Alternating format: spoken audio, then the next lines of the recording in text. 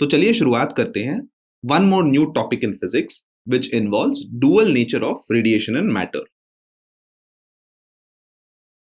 इस लेसन में हम बहुत सारी चीजें पढ़ने वाले हैं।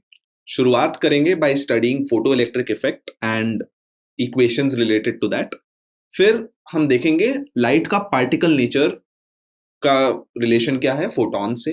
Then we'll understand the wave nature of matter and we'll conclude with the Davisson and Germer experiment.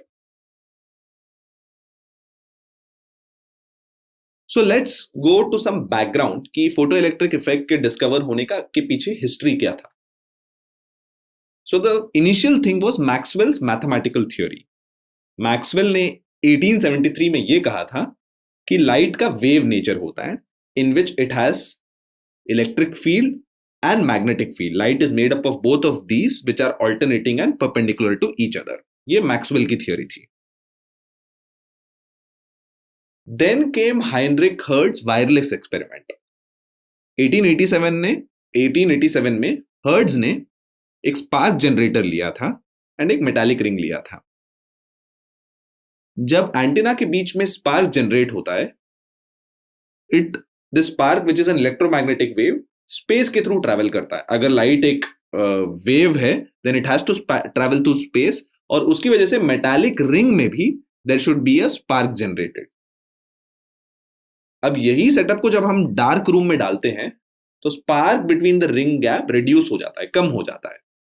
ये क्यों होता है? That was one of the important questions that led to discovery of the photo electric effect. Then came Hallwachs experiment.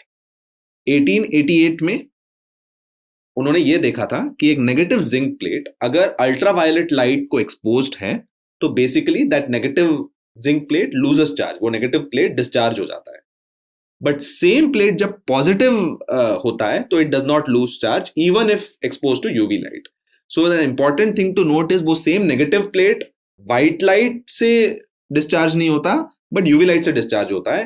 But that same plate अगर positive होता है तो ना white light से डिस्चार्ज होता है ना यूवी लाइट से। So this was an important observation जिसका रीजन पता नहीं था, व्हाई इट हैपेंड उस पॉइंट पे किसी को पता नहीं था।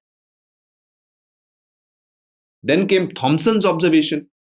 1899 में J Thomson said that the leaked charge जो जिंक से निकल रहा है अल्ट्रावायलेट लाइट की वजह से वो इलेक्ट्रॉन है। सो मेटल अगर यूवी लाइट से इरेडिएट किया जाता है तो इलेक्ट्रॉन एमिट किया जाता है, was Thomson's assertion। बट ये क्यों हुआ ये उन्होंने नहीं बताया। Then came Planck's quantum theory. 1900 में Max Planck, a leading physicist, said that when a hot body basically emits radiations, ये continuous radiation नहीं होते। hot body जो emit करता है वो पैकेट्स में emit करता है। इन पैकेट्स का कुछ तो लेना देना था फोटो इलेक्ट्रिक इफेक्ट से, which we'll study in a while. And the most important thing that Planck said was, hot body जो एनर्जी पैकेट्स में emit करती है वो पैकेट्स की एनर्जी उस पैकेट की फ्रीक्वेंसी के प्रोपोर्शनल होता है। This was a very important observation that Planck made. Then came Lenard's observation. Philipp Lenard in 1902 said that जो एमिटेड इलेक्ट्रॉन है जब हम यूवी लाइट जिंक पे डालते हैं वो एमिटेड इलेक्ट्रॉन की काइनेटिक एनर्जी फ्रीक्वेंसी पे डिपेंड करती है बट इंटेंसिटी पे डिपेंड नहीं करती। तो मतलब वायलेट लाइट डालने पे काइनेटिक एनर्जी बढ़ जाती है, राइट? ग्रीन लाइट डालने पे भी एक इफेक्ट आता है बट सेम वायलेट लाइट को हम इंटेंस बनाए तो there is no change in the kinetic energy. और अगर फ्रीक्वेंसी बहुत लो हो तो इलेक्ट्रॉन एमिट होता ही नहीं है। So for instance if you use red light then there is not a lot of electrons emitted, in fact no electron is emitted. So wave theory इस चीज को एक्सप्लेन नहीं कर पाता है। Then came Einstein's theory.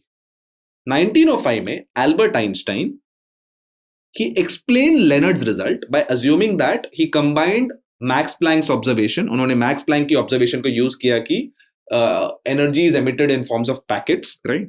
So he said that light जिसकी frequency nu है उसमें packets of energy होते हैं h nu के, where h is Planck's constant। तो ये सारे theories इन्हीं से फोटोन की डिस्कवरी हुई and we will in this lesson study how this led to the discovery of photoelectric effect.